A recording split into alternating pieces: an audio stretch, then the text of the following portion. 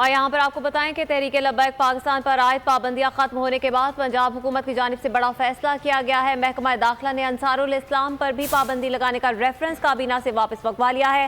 مزید تفصیلات جانیں گے بول نیوز کے نمائندے جعفر بن گیاس سے۔ جعفر بتائیے گا۔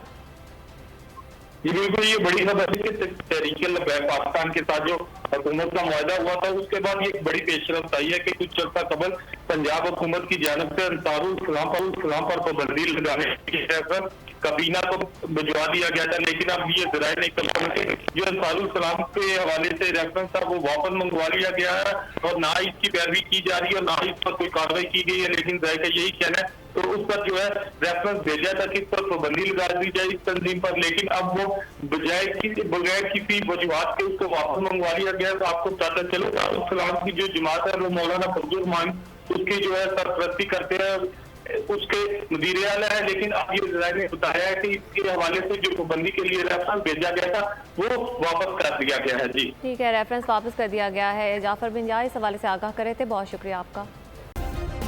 سبسکرائب کریں اور بیل دبائیں تاکہ کوئی خبر رہ نہ جائے۔